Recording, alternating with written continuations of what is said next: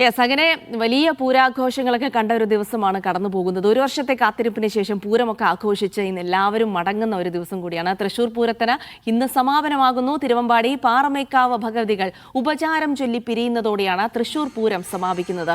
തിരുവമ്പാടിയും പാറമേക്കാവും ഇന്ന് ക്ഷേത്രത്തിലേക്ക് എഴുന്നള്ളും. ഉപചാരം ചൊല്ലി പിരിഞ്ഞതിന് ശേഷം കൊടിയിറക്കുന്നതോടെയാണ് പൂരം സമാപിക്കുക. യെസ്, അപ്പോൾ നേരെ പോകാം തൃശ്ശൂരിലേക്ക് തന്നെ. നടരാജ് പരശുരാം വിവരങ്ങൾ നൽകും. നടരാജ്, അങ്ങനെ ഒരു പകൽ, പൂരത്തിൻ്റെതായ കൊട്ടും മേളവും വാദ്യവും ഒക്കെ കഴിഞ്ഞിട്ടുള്ള ഒരു ക്ഷീണത്തിൻ്റെ പകൽ കൂടിയാണ് ഇന്ന് അവസാനിക്കുമ്പോൾ ഒരുപാട് വലിയ വിഷമവും കാര്യമൊക്കെയാണ്. കാരണം എന്താ വെച്ചാൽ കഴിഞ്ഞ ഒരു വർഷമായിട്ട് കാത്തിരിക്കുന്നുണ്ട്. ഇപ്രാവശ്യം പൊലിമ കുറഞ്ഞെങ്കിലും ആളുകളൊക്കെ ഒഴുകിയെത്തിയ ഒരു പൂരം തന്നെയായിരുന്നു എന്നുള്ളതിൽ സംശയമൊന്നുമില്ല. അപ്പോൾ ഇന്നിനിപ്പോൾ പകൽ പൂരം ഉപചാരം ചൊല്ലി പിരിയുന്നു. അങ്ങനെ അടുത്ത വർഷം കാണാമെന്ന് പറഞ്ഞ് മടങ്ങുന്ന ഒരു ദിവസം കൂടിയാണിന്ന്. അങ്ങനെ തന്നെയാണ്. ഇന്ന് ദേശക്കാരുടെ പൂരമാണ്. ഇന്നലെ നടന്നത് മൊത്തം ലോകത്തിനായുള്ളൊരു പൂരമാണെന്ന് പറയാമെങ്കിൽ ഇന്ന് ദേശക്കാർ അവരുടെ പൂരമായി കൊണ്ടാടുന്നതാണ്.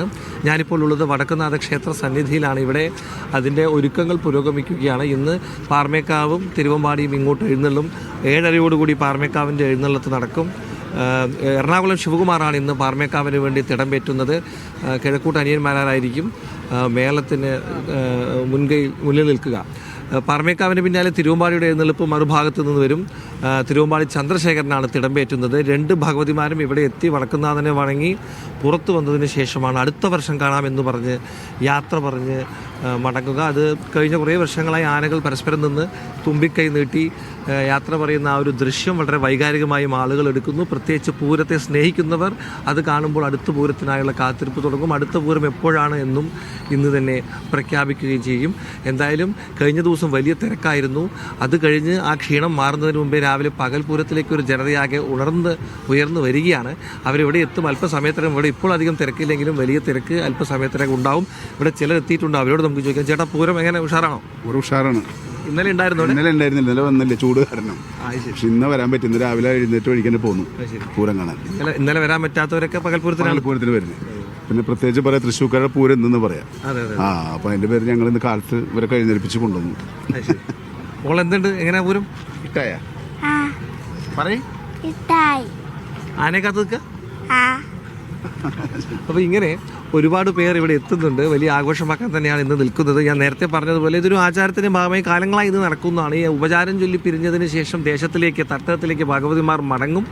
പിന്നെ അടുത്ത പൂരത്തിന് കാണാമെന്ന് പറഞ്ഞാണ് പോവുക. അതിനുശേഷം ഈ തട്ടകങ്ങളിൽ കൊടിക്കൂറ ഇറക്കും. അതോടുകൂടി പൂരത്തിന് സമാപനമാവുകയാണ്. 1 വർഷം നീണ്ട ഒരു പൂരക്കാലമാണ് കടന്നു പോകുന്നത്. അതിനുശേഷം ഇനി അടുത്ത പൂരത്തിലുള്ള തയ്യാറെടുപ്പ് അടുത്ത് തന്നെ എല്ലാ ദേശക്കാരും തുറക്കുമെന്നുള്ളതാണ്. ഇവിടെയുള്ളവർക്ക് ഇതൊരു തുടർ പ്രക്രിയയാണെന്ന് വേണമെങ്കിൽ പറയാം. അടുത്ത പൂരത്തിലുള്ള തയ്യാറെടുപ്പ് തുടങ്ങാം. ചേട്ടാ, പൂരം കാണാൻ എത്തിയതാണോ? എന്താ ശരി? ആണ്. ഈ വർഷത്തെ പൂരം നമുക്ക് നല്ലത് തന്നെയാണ്. എങ്കിലും ഒരു ദുഃഖവാർത്തയും ഞങ്ങളുണ്ടായുള്ളൊരു പ്രയാസമുണ്ട് മനസ്സിന്. എവിടെയാണ് വീട്? എന്താ ചെയ്യുന്നത്? പത്തനംതിട്ട പന്തളം കോൺട്രാക്ട് വർക്ക് എടുത്തി. പന്തളം പത്തനംതിട്ട പന്തളം. ഇന്നിപ്പോൾ ക്ഷേത്രം തൊഴുത് ഇനിയിപ്പോൾ വീട്ടിലോട്ട് പോവാണ്. കുറച്ച് ക്ഷീണമുണ്ട്.